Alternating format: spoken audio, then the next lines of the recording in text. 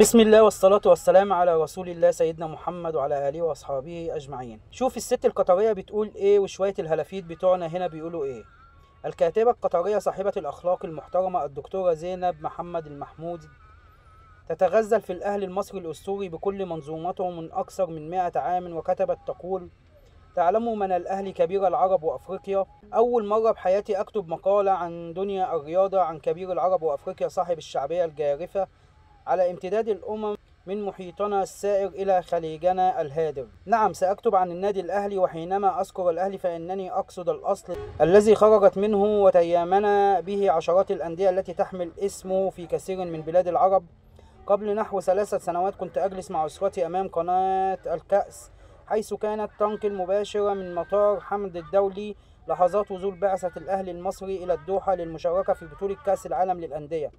لقد هالني ما رأيت حشودا جماهيرية غفيرة تنتظر الفريق في المطار. يخرج أول فرد من البعثة، رجل وقور يمشي بخطوات واثقة، والجموع تهتف له بيبو بيبو، بينما هو في تواضع غير مصطنع يطلب منهم عدم الهتاف لشخصه والهتاف للنادي والبعثة ككل.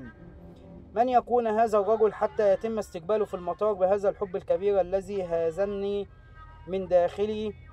وسمعت الكثير والكثير أنه محمود الخطيب أسطورة من أساطير الأهلي على مر العصور، وحينما تصف جماهير النادي إحدى بالأسطورة فإن اللقب لا يعكس فقط على مهاراته وعطائه الرياضي، بل لابد أن تسبقه الأخلاق. ولذا ظل الخطيب محتفظا بجماهيريته جارفة رغم اعتزاله اللعب منذ أكثر من 3 عقود.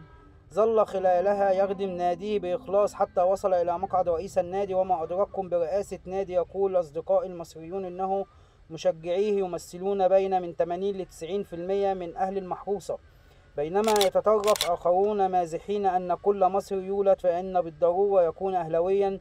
بالنسبة للخطيب أو بيبو كما يلقبونه، فقد رأيت فيديوهات له في الأيام السابقة.